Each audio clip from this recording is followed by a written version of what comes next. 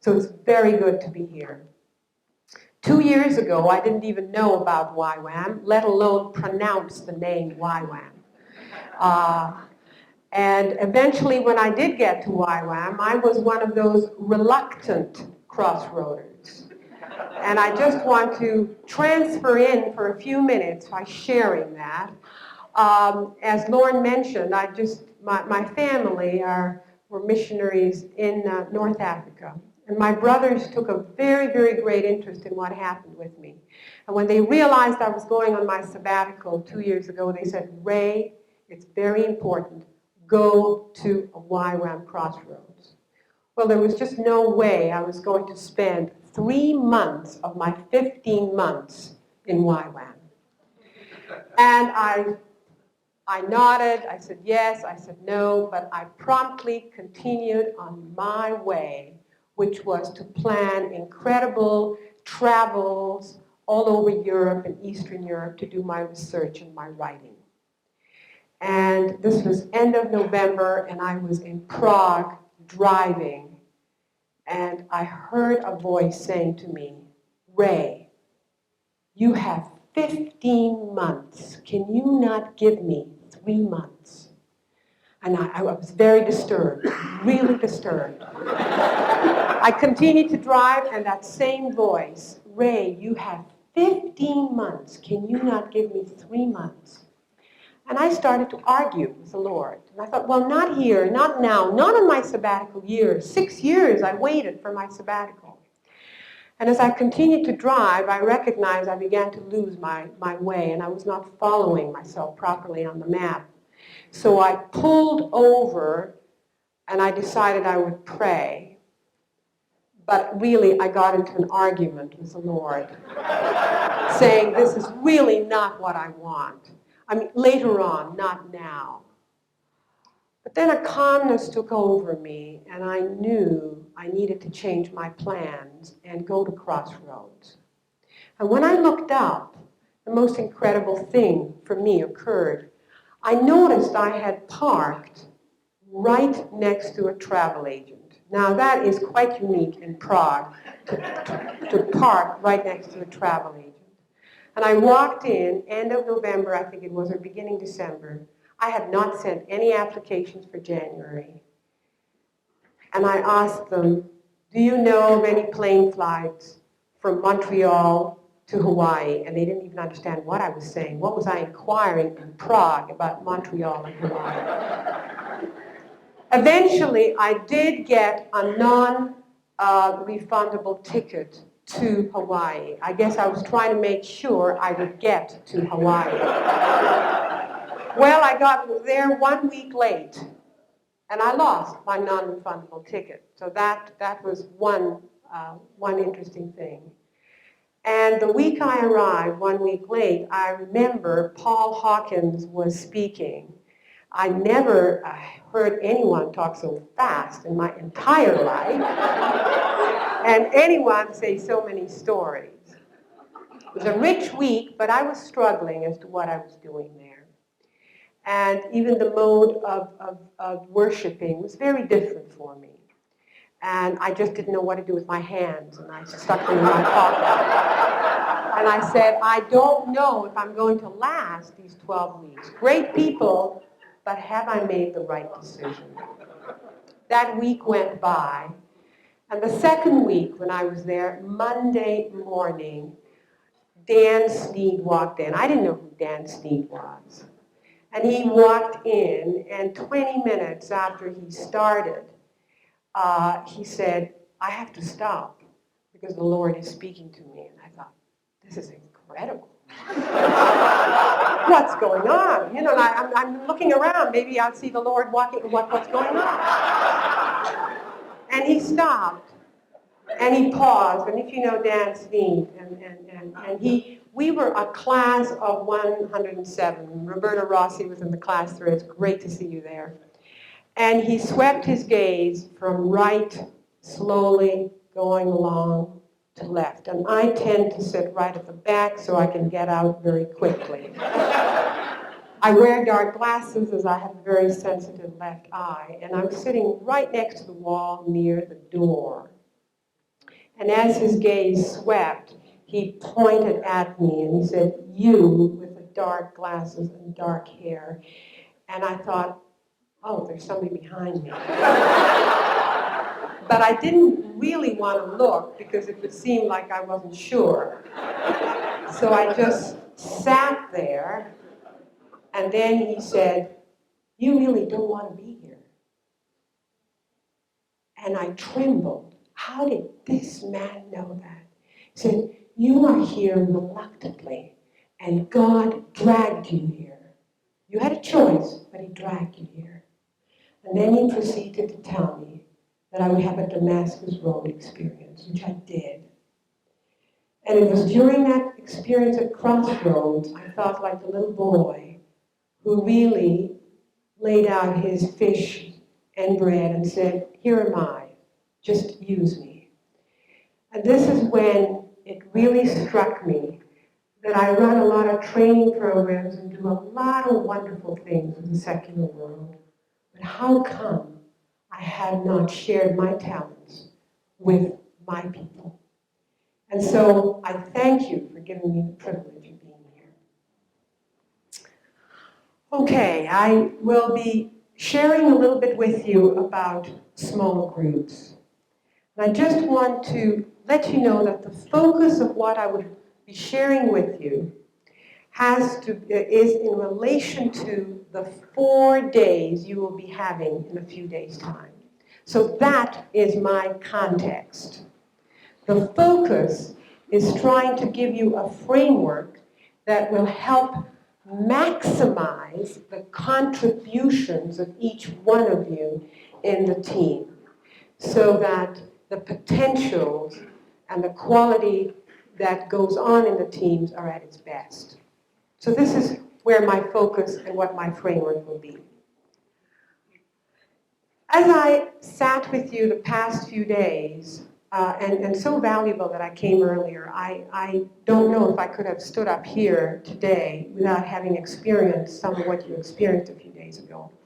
I sat down last night jotting down some of the feelings that I have been picking up from people as people have been struggling with this very exciting yet scary idea about University of the Nations. So I want to share that with you.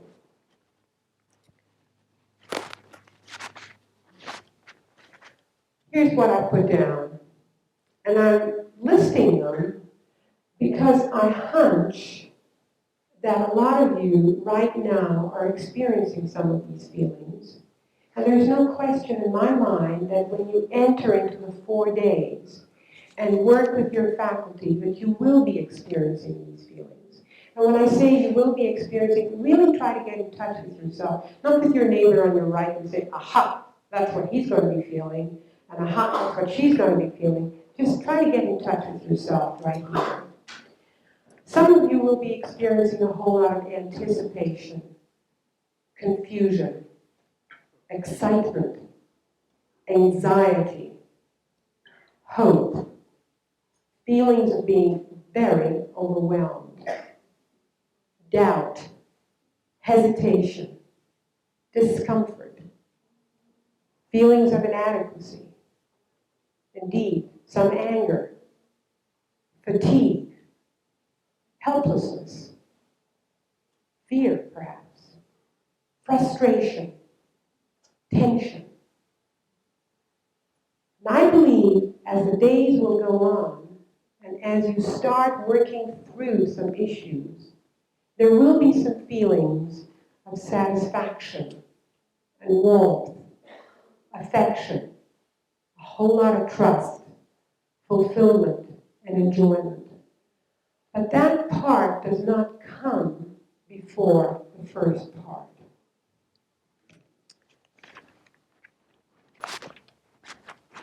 The other thing I did was sort of jot down some statements and sentences. And again, just want you to get in touch with where you might be as you get into those 4 days. Wondering things like, where will I fit into this new University of Nations? I've heard people say that in many, many different ways. Where will I fit in? I, Raye Kass. Feeling inadequate, you may be feeling inadequate and afraid to show it. Finding it very difficult to listen and look beyond your immediate needs. You may also be wondering what price it will take to be in and whether the rewards are worth the effort. Sometimes you will be wondering, we're getting nowhere. And some of you might even be wondering, is this a waste of time? Out of these feelings, I pulled out 3 things before I share the framework. These are the 3 things. I want to focus for a minute on the feelings of anxiety that I know you will be experiencing. And as I take a look at my own learnings in many, many different situations, that I have learned and contributed most when I have experienced a lot of these feelings. That is part of being at the cutting edge of things. So if you look at the anxiety, there will be a lot of you feeling anxiety. And part of the anxiety comes from the fact that everything is so ambiguous and unclear. So immediately what you will want to do, because the anxiety is very high, is want to close that down, quickly bring some structure, immediately want some answers, immediately want to get into some action. That will be the urge on your part because there's so much ambiguity. Well, I got news for you. When we hold retreats at the university, every year we hold 2 retreats. By and large, we tend to be very structured. Sometimes we have very ambiguous situations. And when we have those retreats and things are very, very structured, and I know exactly the issues we're going to be dealing with, I go in with anxiety. It's the same anxiety. So that the structure, knowing exactly what will happen, can also bring in a lot of anxiety. And part of what will be going on is working through some of that anxiety. If you are able to leave those 4 days feeling you have got some understanding of where others are and some appreciation of where others are, and if you will be able to leave with some good questions, I would say you've gone a long way. The second thing is, what happened last night? I was very impressed with what happened last night when Lauren invited you as a group, but individually, to commit yourselves to this University of the Nations. He asked who would like to be committed, and people stood up.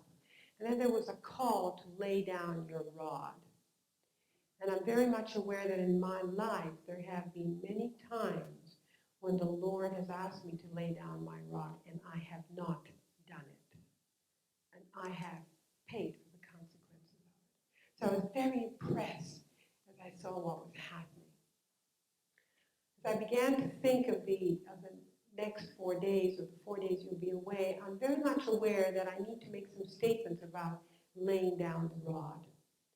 Because as you do that, it does not mean that as you get into those 4 days with the faculty, that you will have to be silent about things, that you will not be able to talk about your concerns and your interests and what's on your heart, so that in laying down that rod, you are laying it down so that it can become part of the corporate group and not your own, but you can still be making statements and wishes and desires and talking to what's on your heart.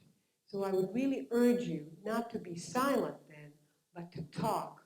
But meanwhile, you are relinquished your relationship to that particular theme and given it to the group and help asking the group to engage with it. And the third thing I want to comment on,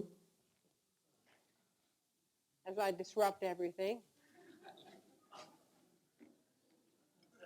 third thing I'd like to comment on is, and again I've been very impressed with that, is that I noticed again and again there has been a call for people to shape what will be the University of the Nations. This is incredible.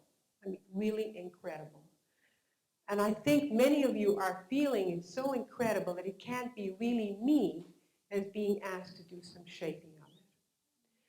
And I don't know what your agendas of the 4 days are, but I do know that a central core of it is that you will be asked to come up with recommendations, that you will be asked to raise issues for suggestions, that those suggestions and recommendations will assist in the decision-making, and therein lies the shaping. So pick up that challenge. It is an incredible challenge. And not many people, I mean, today at the university, after all these years, I am in places where I make decisions and where I can shape things. But, oh, to have been able to have done that when I started working at the university in my own little way. And it was very difficult. So it's just incredible where you're at. Having said that, I would like to very briefly introduce a framework for you to grapple with, and then a larger framework. A framework that has helped me enormously in my work is the framework that takes a look at people, just like ourselves. And this framework suggests that everyone experiences 3 basic interpersonal needs. And these are the 3 basic interpersonal needs, and I want to identify them and play around with them for a moment, because they're not going to escape this room. And those interpersonal needs is what you're going to be taking with you into the small groups.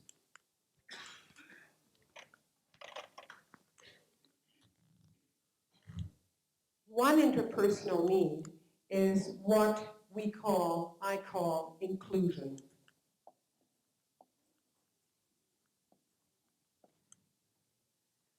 Now, inclusion, well, I should have been in gymnastics. Inclusion would be answering the kind of questions like, how can I fit in? Where do I belong?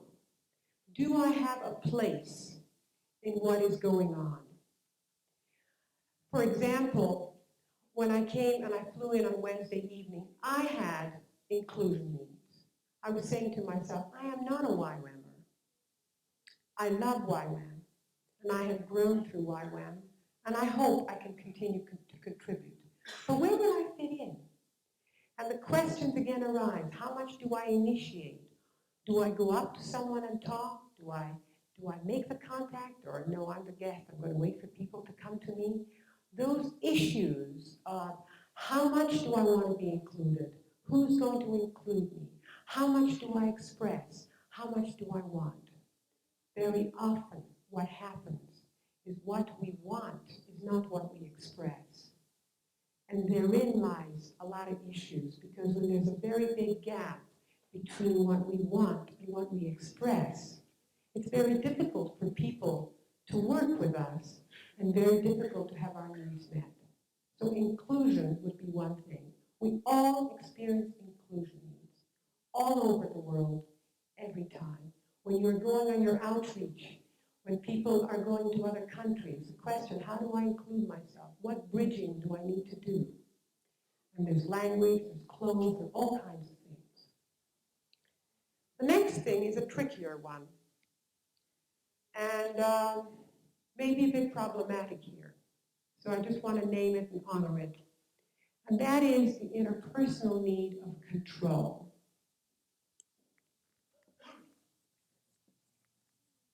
And yes, I do believe even a good YWAMer wants to influence. We all have control needs. We all at some point say, how much do I want to influence? And how much do I want to be influenced? And those things do arise. There is no question about it. And as we take a look at what's going on at the University of the Nations, there are questions. Will I be part of the decision making? What role will I have? Will people listen to what I have to say? I've got good ideas. I've got abilities. So how much do I want to influence and be influenced? We all experience that. We need to work through that, but we all experience that. The third thing is, again, what we all experience, and that is affection needs, closeness.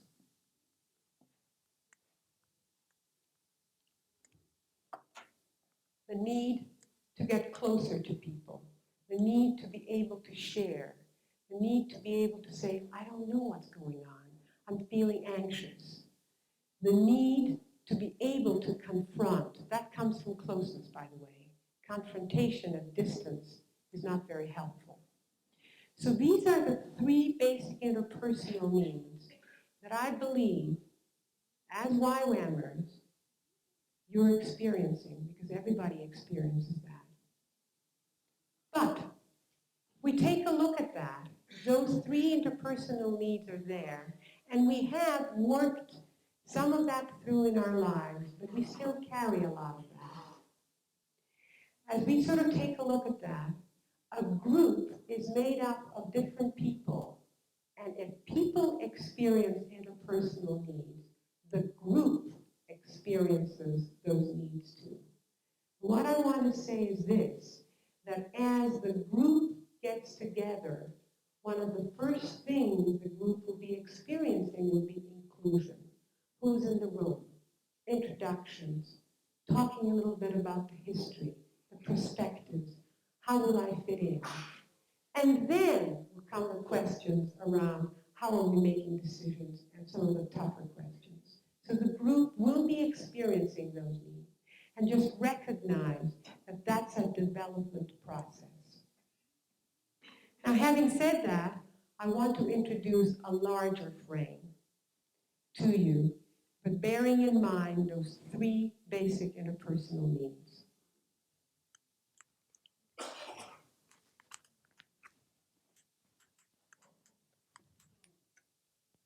Now, what I want to introduce to you is a framework that I use again and again and again.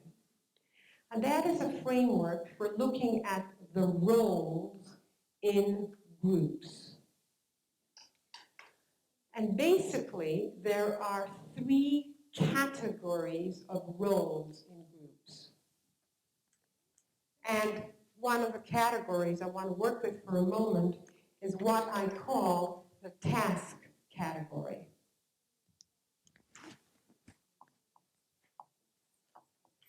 Task roles.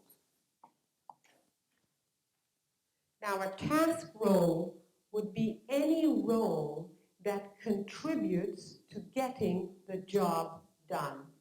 That's what a task role is. Any role that anybody in the group takes to get the job done.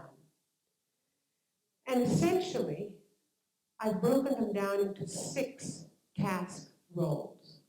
And I want to play around with 4 for a few minutes, and then go to number 1 and number 6. I'm going to work with number 2, 3, 4, and 5 for a few minutes. They're very simple roles, and you'll all recognize them, but as I start playing around with them, then you perhaps will recognize yourselves in the roles. Number 2. I call it seeks information.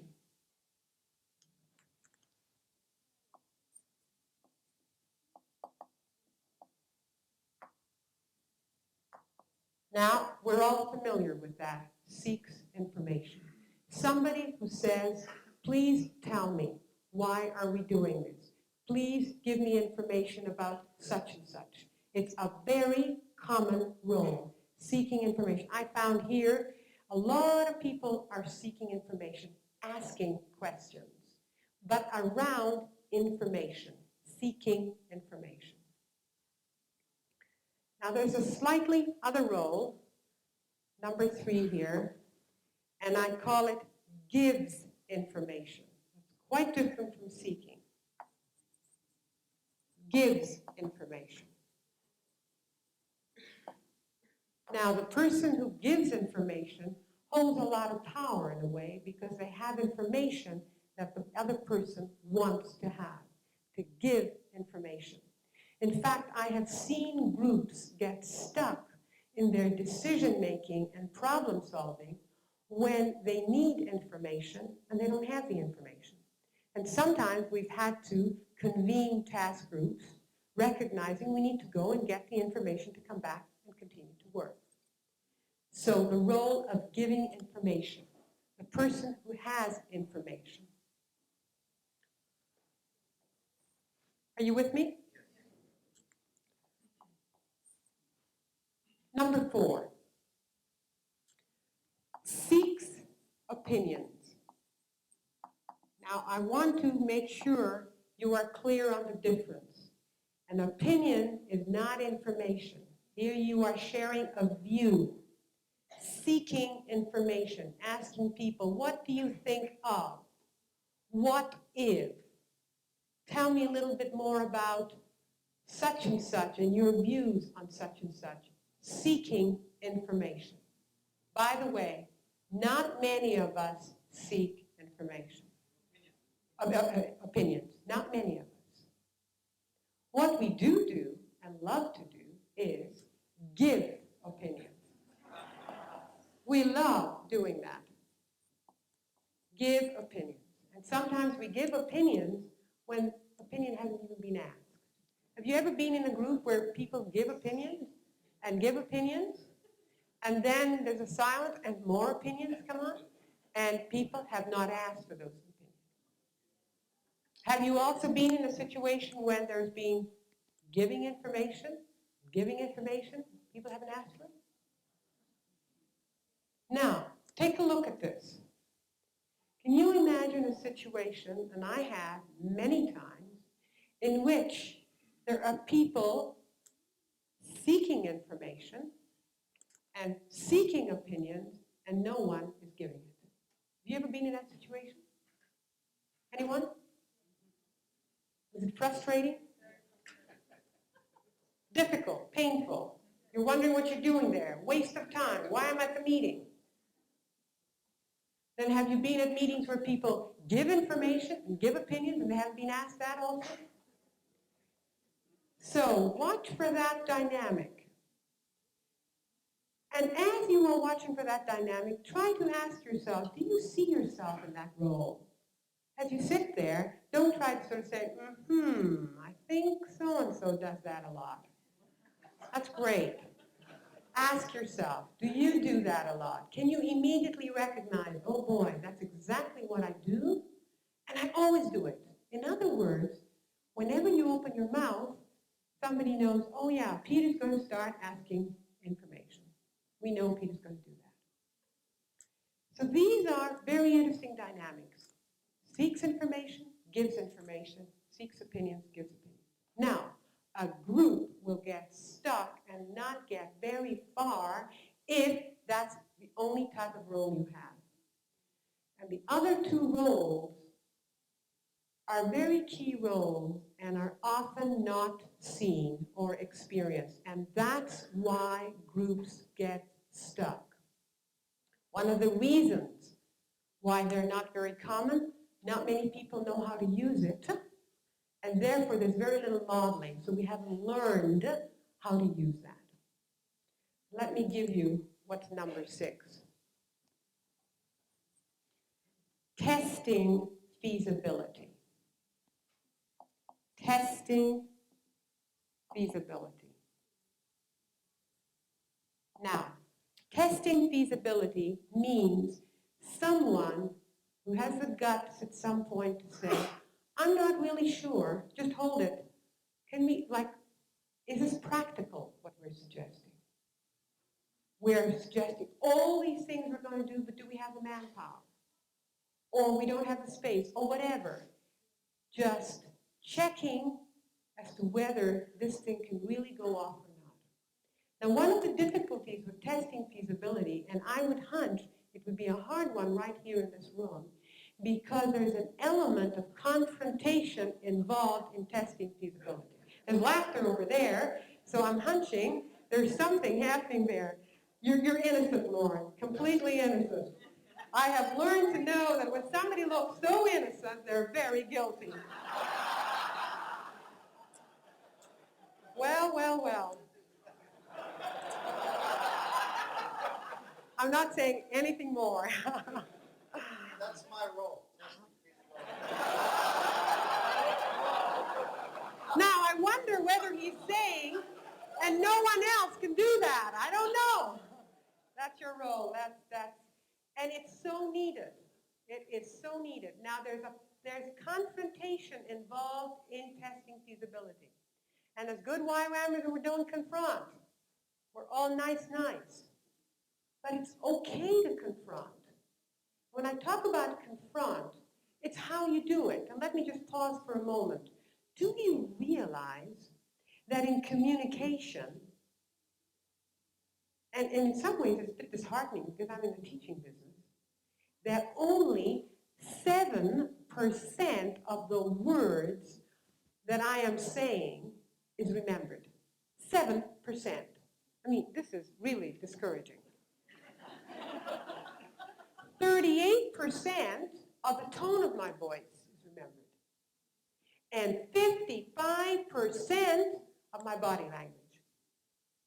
So when we're talking about testing feasibility, sometimes it's the way we do it that turn a lot of people off.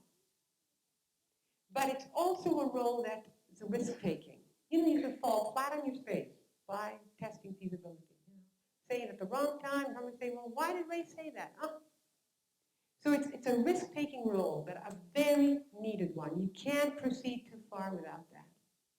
And I would say nourish that, work with that, develop that. Number one is the other role that's very rarely seen, and that is defines the problem. To define the problem.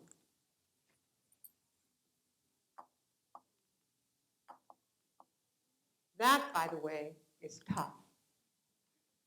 I have known groups. I have been flown in to take a look at different groups and particular task force groups to sort of take a look as to where they're stuck.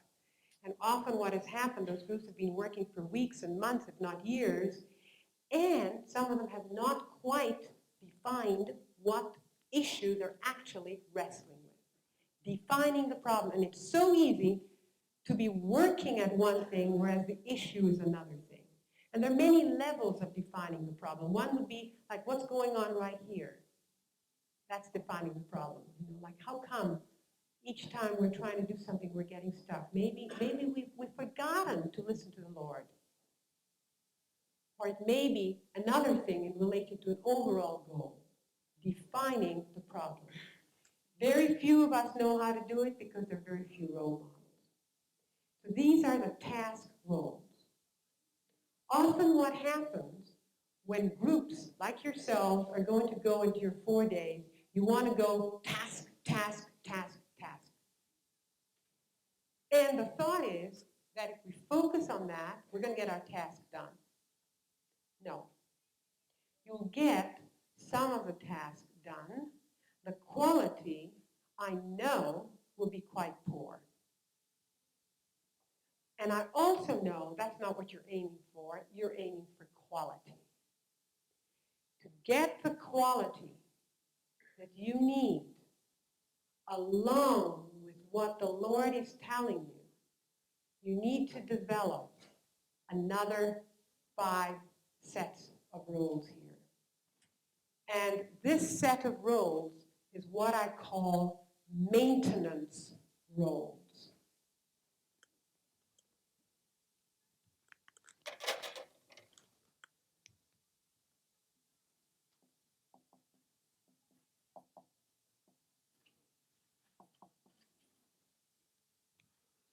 Maintenance roles really is anything a member does to lower the tension that's being experienced in the group.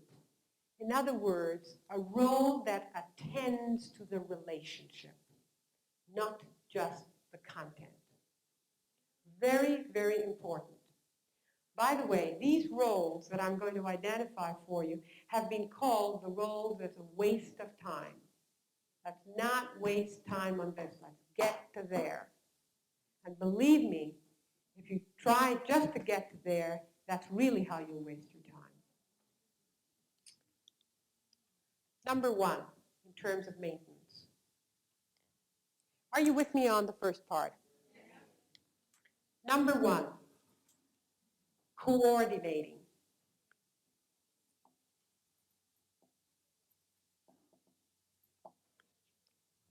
A very important role. Now, earlier, I mentioned people giving opinions, seeking opinions, giving information, seeking information. Now, I don't know whether you've experienced it, but I have. And I've experienced it like a blow right here when I've been in groups and I have made my own little contribution and it's gone plumb in the middle of the room. Nobody's even noticed it. Check. You know, I start canceling me out. I've probably done that to many people, but I recognize it when people do it to me.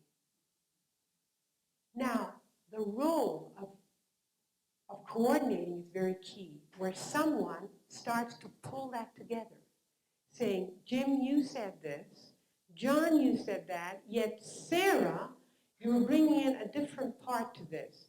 Let's really sort of take a look at what is it we're saying. Coordinating. Very, very important. If you want the group to move along, those statements, information giving, opinion giving, need to be coordinated. Number two, mediating, harmonizing.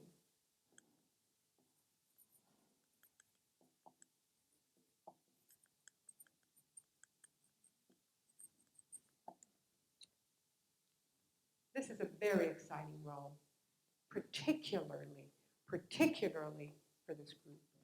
Mediating, harmonizing here would mean there is no question as you bring together a grouping like yourselves with such incredible diversity, and yet there's a central unity, that there will be differences. And again, I have felt what has been asked of you is to honor those differences. Now, there will be differences in the group to a point where there's some hurt feelings. What you do need is someone to be able to mediate and harmonize, to be able to say, Maureen, you use this word, and so used the word. You're actually saying the same thing. Actually, very often what happens where there are misunderstandings in the group are people are actually saying the same thing in different ways. And sometimes it needs someone to just sort that out. And it's difficult for us to sort it out when we're in the midst of it. The mediating, harmonizing. Very, very needed. And as you take a look at the different cultures here, the different countries here, the different needs, and the anxiety I talked about earlier, it's very easy to get into some hurt feelings. So that role is very, very key. And I'm not meaning somebody who covers things up. No, no, no. Somebody who's able to say, I think there's a serious disagreement. Let's talk about it. Particularly when we take an assumption, and we all do that, and turn it into a fact.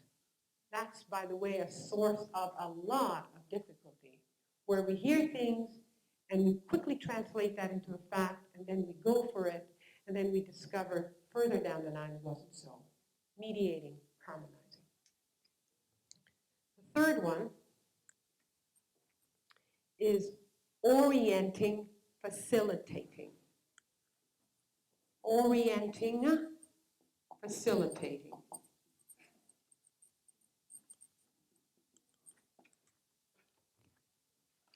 Now, I've noticed that YWAMers love to talk.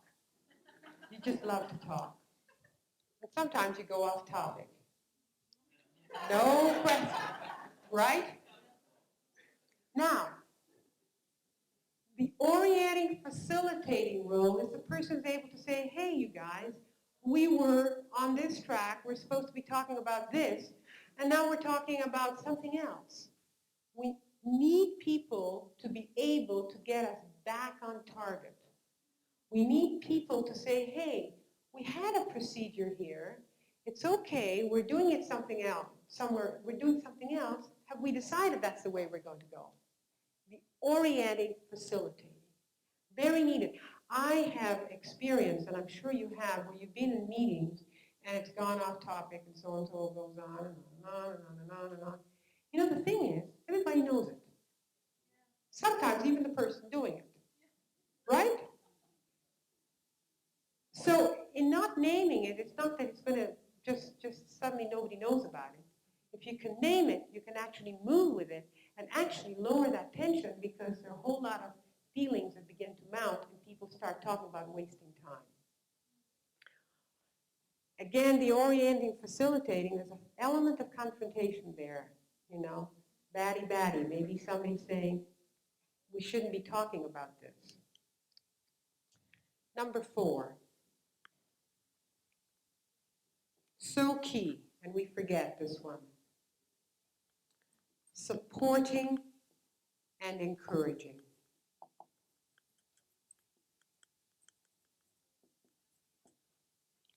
So very, very key. You know, it's like loving someone and knowing they love you, but they've sort of forgotten to tell you that. And the last time they told you that was many, many weeks ago, many months ago, maybe many years ago. Like, you know you're doing a good job, and you know what you're doing is good, but it's still helpful to be encouraged and supported. And the more we can encourage and support, the more we can help people recognize their contribution to the group. That, by the way, is how you build investment and involvement. If I know how I can make a difference, if I know how I contribute, that truly makes a big difference for people and for me and how I get involved. But that can only come by you letting me know. Well done, good work, that was helpful. And meaning it. The last role here is called following.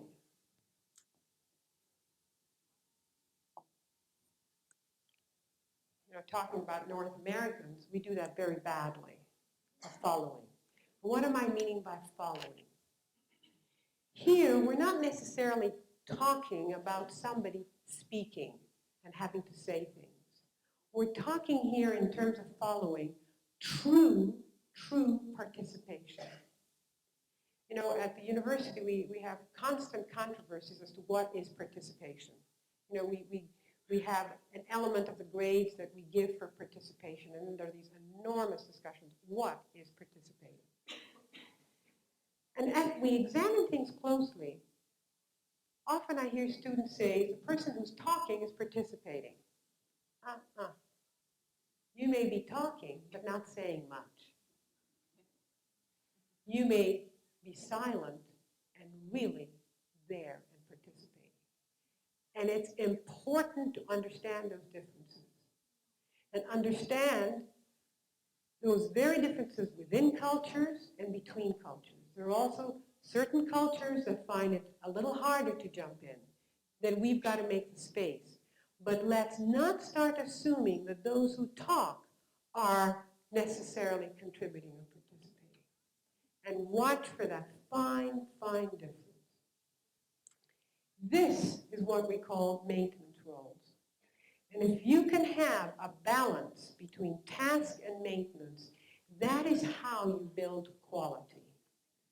When you want to narrow the gap between what is expressed and what is wanted, you need maintenance roles to do that. They don't happen without them.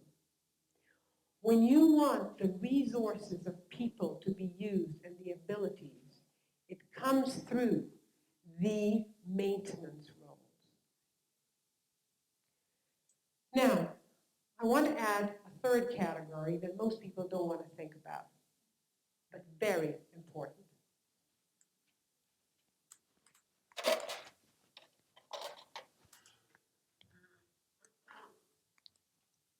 The third category I call individual roles.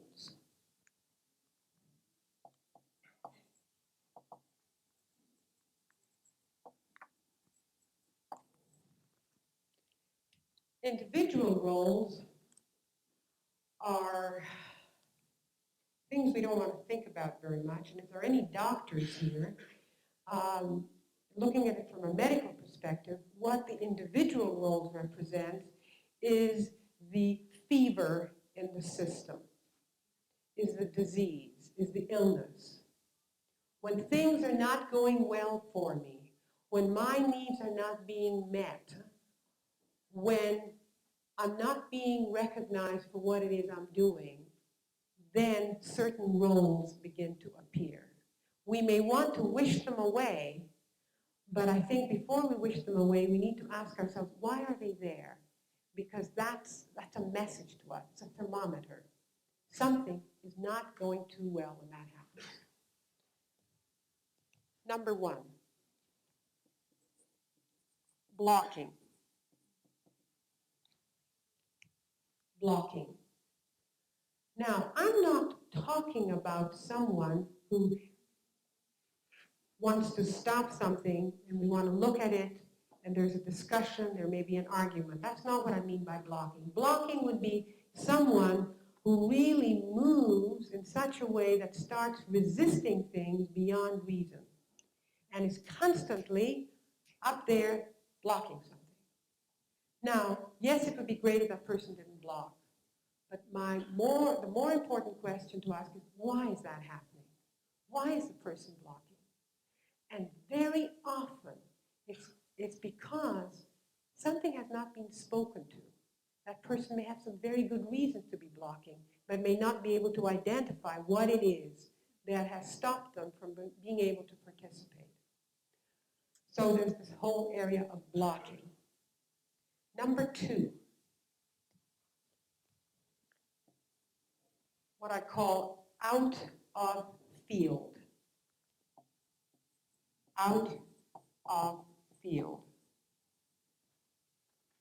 Now, I think many of you will recognize this. Out of field will be when you're daydreaming, you start to doodle, start to whisper, start to send notes to each other, leave the room, come in, go out, come late. Something is happening when that goes on. Your attention is not fully on what's going on, and possibly because somehow the interest isn't there, or somehow things are not spoken in a way that you can contribute to what's going on. Out of field. I know that when I start doing those things, I am not fully present for whatever reason. The third one is digressing. To start getting to talk about something that bears no relation to what is going on. And you digress, and you move the whole group elsewhere, or the group waits, and you continue going on and on. And again, something is happening. These are very important roles, and while we may wish them away, it's important to examine why they're there. So we have here task roles, maintenance roles, and individual roles. Just want to introduce two other dynamics in relation to this, and then wrap up this particular section and open it up for some questions. I want to introduce the notion of role flexibility.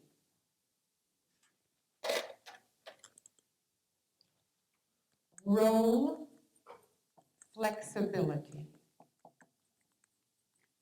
Now, role flexibility would be the persons who are able to move from one role to another.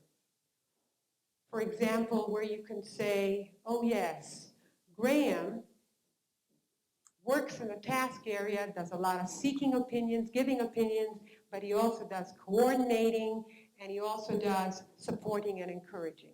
There's a flexibility. What you need to look for are two levels of flexibility. One, the flexibility within one category. Sometimes people are flexible only with one category, in the task category.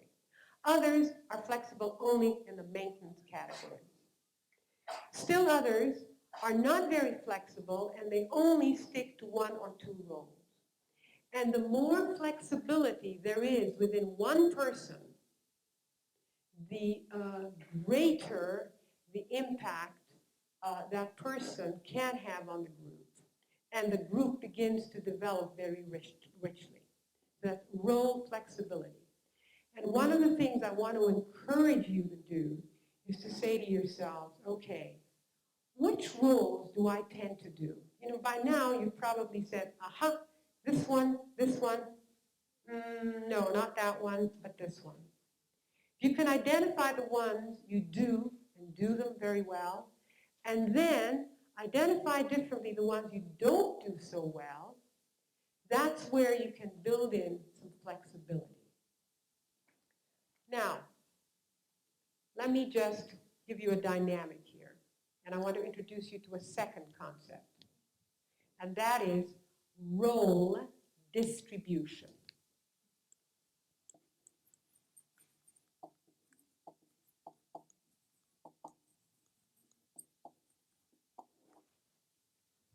This is the tricky part. And let me explain it to you this way.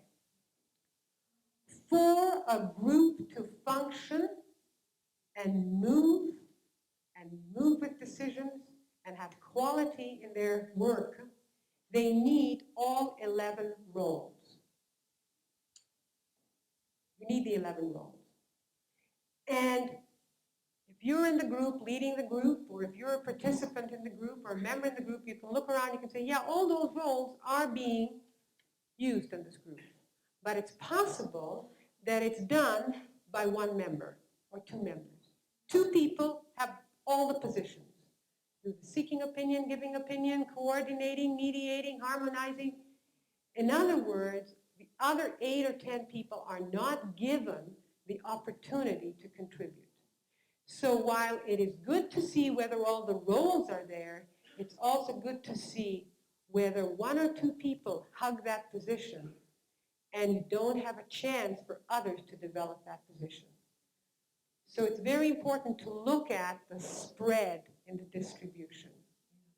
Is it distributed amongst everyone or 1 or 2 persons? Oh, yes. Great. Thank you. Nobody would guess I've been teaching for 16 years. Huh?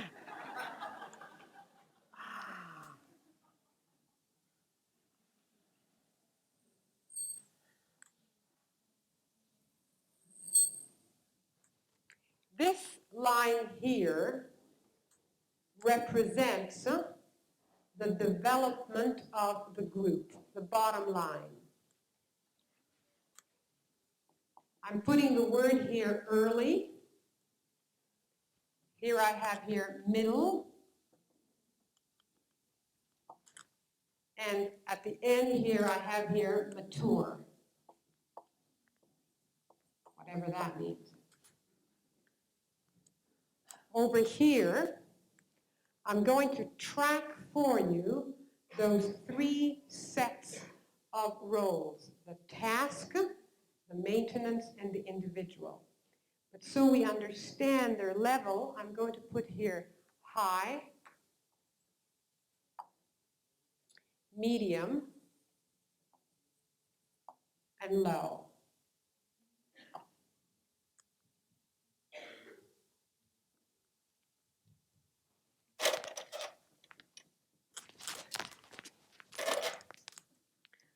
Now, earlier I mentioned inclusion, control, affection, the 3 basic interpersonal needs. Now I narrow it down, our culture talks about. In general, the thinking is in the early stages of the group, like for example, when you have your 4 days, certainly your first morning, if not your first afternoon, there's going to be a whole lot of inclusion things.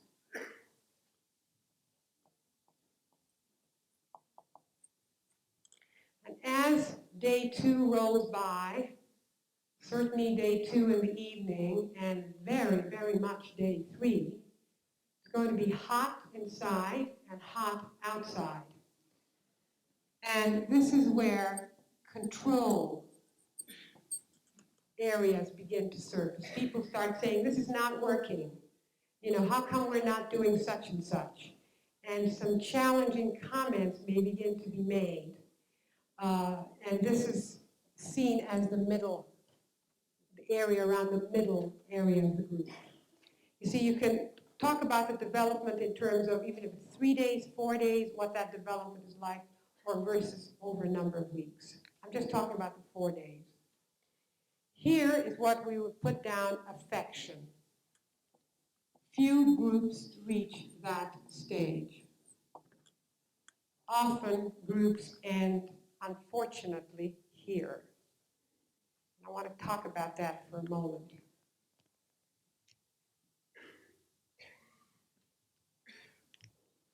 Now, I want to take the roles. Remember, task roles. And I'm tracing that first.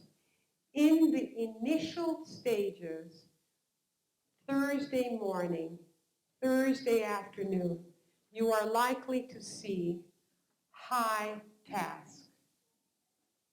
And it gets even higher. People get feverish about it. And then it starts to drop and drop, and then it levels off. This is task.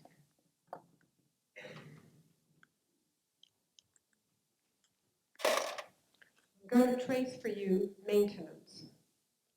Or no, before I trace for you maintenance, I'm going to trace the individual roles. Individual roles are quite low. People are very polite in the beginning. They pretend to be listening, they nod, you know, all these communication things. Very polite. Actually, it's sort of nice because you know it's not going to last very long. And then, as time goes on and gets hot and people are getting tired and the inclusion takes place and people know where they fit, it starts to mount. People then start coming in later for lunch and wanting naps and doing all the things. Sorry, it goes really way up. And then, as people's needs begin to get met and resources get used and people feel they are heard, it lowers almost, but not quite, to non-existence. And this is individual roles.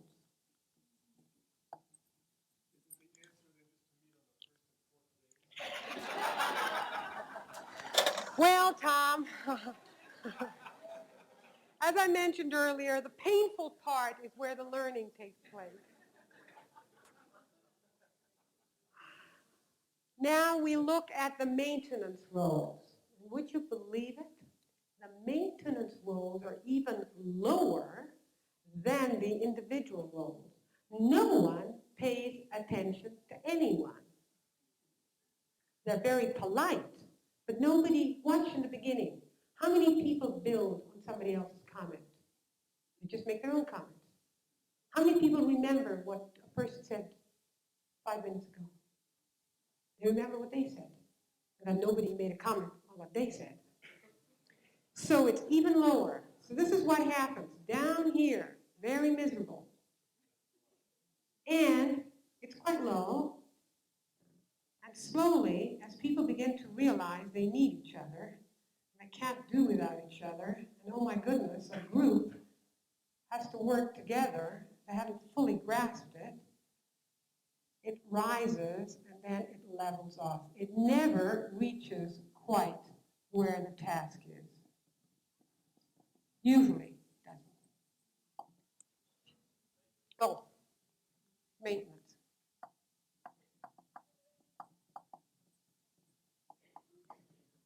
Now, this is very interesting because watch what I'm going to do now. I'm going to slice this up in 3 pieces.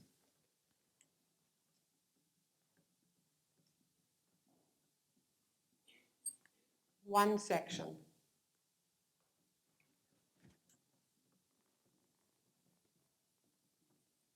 The middle section. Now, one can, all I'm just pointing out, of course, we cannot really say what happens in a group because a lot has to do with the people in the group, the resources in the group, the circumstances. But one can assume that there's going to be some kind of a development. Here we notice in the inclusion, when we first start and everybody's anxious, no one is into maintenance. No one is really into the other person. But everybody is polite. But everybody is, let's go to the task, let's go to the task. That's why it's very, very important if you are leading a group or facilitating a group that you supply what we said, the missing roles. The missing roles right at the beginning, which are not missing later on, is the maintenance. So the caring part, the allowing for some storytelling, the introducing, the nourishing is very important here. Otherwise, it gets very painful. Over here is when you wish you had gone home and not come to Lausanne. It's terrible. It's difficult because the individual roles grow, but people are also beginning to recognize they need each other. So there's a lot of action. But the task starts to drop because something has got to give way for something else. So here is a very big challenge. Here's where people start saying it's a waste of time, I feel tired, yet I know something great's happening, but don't quite know what. Here, need a lot of prayer time. Just get on your knees very often because you just can really get off track here. And sometimes what's very sad is groups end here. And that's why people have such negative experiences of groups. They say, I never want to be in a group. I hate groups. And you know what? They've had bad experiences. Now, just if the group can move on to the next stage, this is a beautiful stage. Leadership, in a way, is not even needed in this stage. What's happening here is the task and maintenance are level, and here the individual roles are very level. What is really happening is there is an acceptance of individual differences here. There is diversity, but it's within unity here. Here people are not preoccupied with who has the control because there's a whole lot of interdependence and cooperation because they want to get to the goal. And so what's being looked at is who's got the skills, the ability, and spontaneously roles begin to arise. The group here is very cohesive, very rich, and sometimes you think you're the best in the world. And it's great. This is one way of looking at the development of the group. I'm very conscious of time, and I really want to end at 1, but I want to honor any questions. So I'm just going to open it up for a few minutes because then I want to bring closure. Yes? The material that I have actually very briefly lectured on, just those 16, 17 points. I just want to read to you 20 suggestions that I put together just as a closure. And this is what I'd like you to do, is to go through the list and put an asterisk next to the roles that you find yourself regularly using. You find it familiar. I'm not saying whether you like it or not, That's what you find yourself doing. Once you have done that, the second thing to do is to circle the roles that for you want to develop. You're saying, I wouldn't mind testing that out, trying that out. There may be 2 or 3 roles you may want to try out. And by the way, some people may want to try out blocking. No, you may want to try out what that's like to block.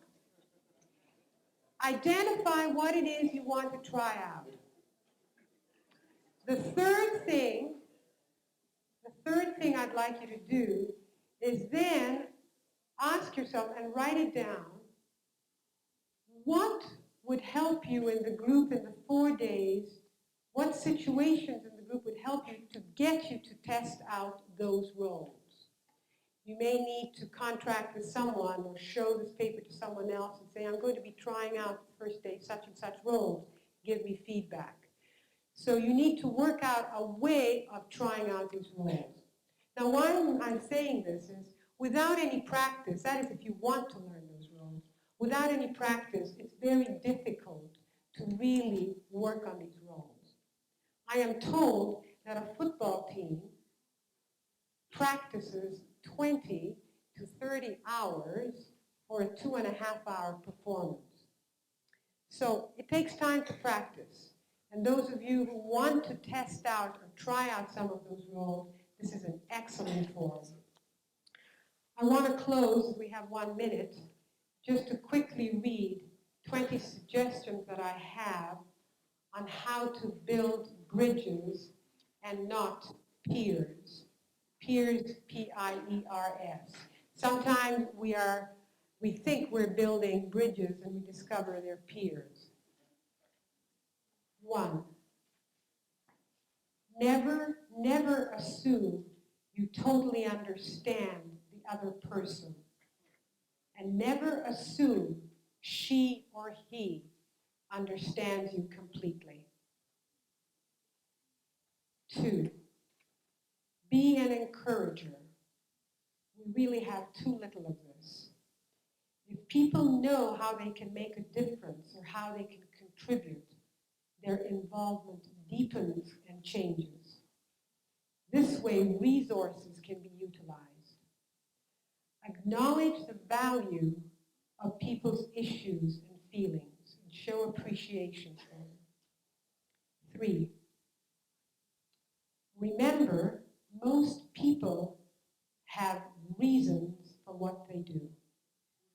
Usually very good reasons for what they do. And I guess in understanding those reasons, you begin to understand your own similarities to people.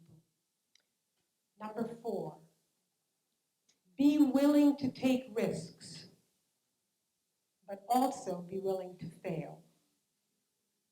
Like if you want to dine with success, you have to sometimes, occasionally, sit down to failure.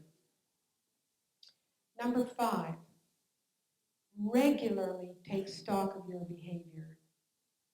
And I'm very mindful of what my father used to say to me. He used to say, Ray, when you go to bed in the morning when you get up, just fall on your knees and ask God to give you love for people and wisdom to deal with difficult situations. And then at night, he said, fall on your knees again and do some stock taking.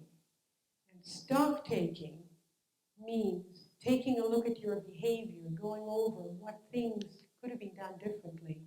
It helps to develop openness, and through that openness, insight. And I believe God has given us that mechanism for us to understand our experiences. Number 6, and I already referred to that, that has to do with the communication and the numbers. Like words alone, 7% is remembered. The tone of voice, 38%. And the body language, 55%.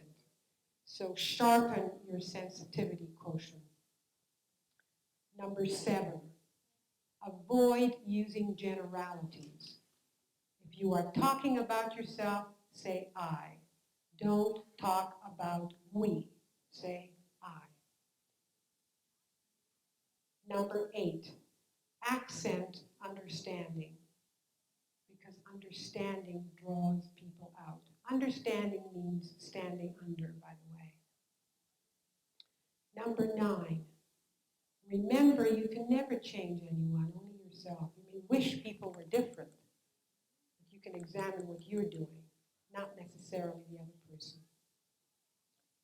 Number 10, when giving feedback, avoid making statements about people's intentions, but focus on observable actions and how they affect you. Number 11, remember that as people, we are more similar than different. Number 12, if you criticize, provide a constructive alternative. That's the price of criticism, a constructive alternative. Number 13, avoid turning assumptions into facts. Number 14, is that too quick? Yes, I think you can. Let me just finish reading them. In an argument, highlight similarities rather than focus on differences. Number 15, where possible, try to narrow the gap between what you express and what you want. Number 16, when you accommodate for the sake of peace, do so peacefully, not with grand announcements and big headlines. Number 17, see differences as opportunities and don't try to push for similarities. Number 18, learn to set boundaries for yourself and change them when you change. Number 19, learn to keep short accounts with others, because it's very difficult to hear God's voice when you've got long accounts and unfinished business with people. Number 20, what I have admired so much for what you do is continue to obey the Lord and rely on His word to guide you in your team. Thank you.